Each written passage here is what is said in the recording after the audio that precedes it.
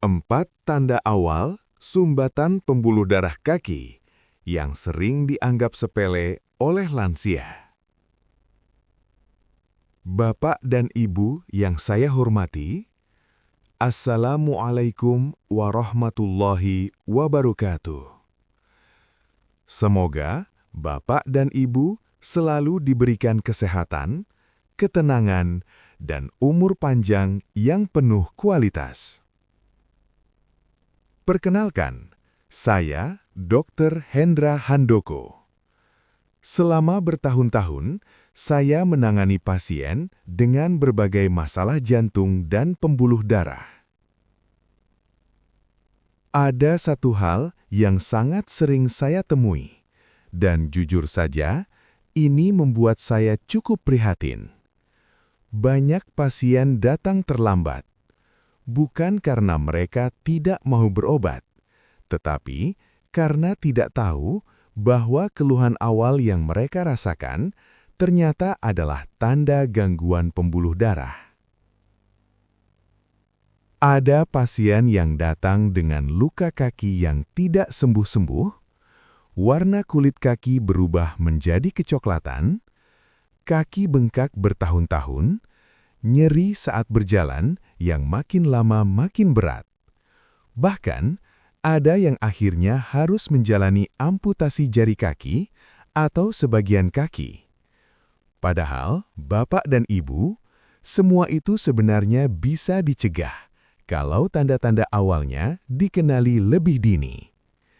Karena itu, hari ini saya ingin mengajak Bapak dan Ibu untuk mengenal 4 tanda awal sumbatan pembuluh darah kaki dengan bahasa yang pelan, jelas, dan mudah dipahami. Tujuan saya bukan menakut-nakuti, tetapi agar Bapak dan Ibu lebih waspada dan lebih tepat. Tanda pertama, kaki bengkak. Bapak dan Ibu, banyak orang menganggap kaki bengkak sebagai hal yang wajar, terutama di usia lanjut. Sering saya dengar alasan seperti ini. Dok, ini kan usia sudah tua. Dok, habis berdiri lama. Dok, habis perjalanan jauh. Memang, berdiri lama atau perjalanan jauh bisa membuat kaki sedikit bengkak. Tetapi tidak seharusnya terjadi terus-menerus. Orang yang sehat, dengan pembuluh darah yang baik, bahkan di usia lanjut sekalipun, seharusnya tidak mengalami kaki bengkak menetap. Kaki bengkak bisa menjadi tanda aliran darah balik ke jantung terganggu, pembuluh darah vena bermasalah, atau adanya gangguan sirkulasi secara umum.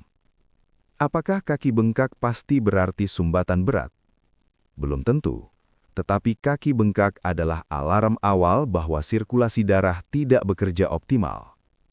Semakin cepat diperiksa, semakin besar peluang untuk mencegah komplikasi. Tanda kedua, kaki cepat pegal dan sakit saat berjalan. Bapak dan Ibu, coba perhatikan saat berjalan. Jika baru berjalan sebentar sudah terasa pegal, kaki terasa sakit saat melangkah, harus berhenti dulu baru terasa agak enakan, ini bisa menjadi tanda gangguan pembuluh darah. Tubuh kita memiliki 2 sistem pembuluh darah utama di kaki. 1. Pembuluh darah arteri mengantar oksigen ke kaki. 2. Pembuluh darah vena mengembalikan darah ke jantung. Jika salah satu terganggu, kaki bisa terasa cepat lelah, nyeri, berat, tidak nyaman. Gangguan ini sering terjadi pada orang dengan faktor risiko seperti obesitas, diabetes, tekanan darah tinggi, kolesterol tinggi, perokok.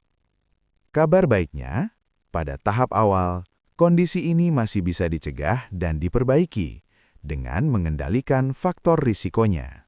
Tanda ketiga, kaki kemerahan, nyeri, dan terasa sesak. Bapak dan Ibu, ada kondisi yang disebut trombosis vena dalam, yaitu terbentuknya gumpalan darah di pembuluh darah balik. Ini sering terjadi pada perjalanan jauh berjam-jam, duduk lama tanpa bergerak, kondisi dehidrasi, orang dengan pembekuan darah yang mudah.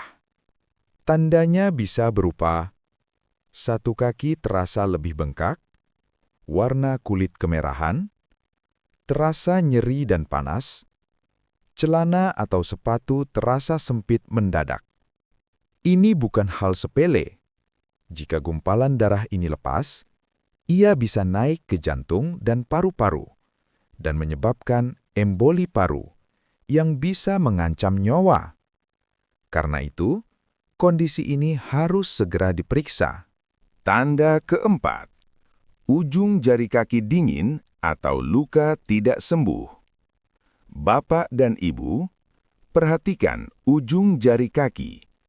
Jika sering terasa dingin, kesemutan, nyeri saat malam hari, luka kecil tidak kunjung sembuh, ini bisa menjadi tanda aliran darah ke ujung kaki sudah sangat berkurang. Banyak orang mengira ini hanya karena diabetes, padahal penyebabnya bisa penyempitan pembuluh darah, rokok, kolesterol, dan tekanan darah tinggi. Jika dibiarkan, jaringan bisa kekurangan oksigen, luka bisa membusuk, dan pada kondisi berat, amputasi bisa menjadi pilihan terakhir. Padahal, jika dikenali lebih awal, semua ini bisa dicegah. Pencegahan lebih baik daripada pengobatan. Bapak dan Ibu yang saya hormati, langkah paling penting adalah mengenali tanda sejak dini, tidak menunda pemeriksaan, mengendalikan faktor risiko. Mulai dari hal sederhana, berhenti merokok, menjaga berat badan, mengontrol gula darah, mengontrol tekanan darah, rutin bergerak. Saya sering membagikan edukasi mengenai hal-hal ini agar Bapak dan Ibu tidak perlu jatuh sakit dulu, baru berobat. Bapak dan Ibu, tujuan saya berbagi ilmu ini bukan untuk menakut-nakuti, tetapi agar Bapak dan Ibu lebih peka terhadap tubuh sendiri, tidak menganggap sepele keluhan kecil, dan bisa hidup lebih sehat lebih lama. Jika video ini bermanfaat, silahkan like video ini. Subscribe channel kesehatan ini agar tidak ketinggalan edukasi kesehatan lansia lainnya. Tulis di kolom komentar, usia Bapak Ibu, tinggal di kota mana, dan apakah pernah merasakan keluhan pada kaki. Mari kita saling menyemangati untuk hidup lebih sehat. Saya, Dr. Hendra Handoko. Sampai jumpa di video edukasi berikutnya. Wassalamualaikum warahmatullahi wabarakatuh.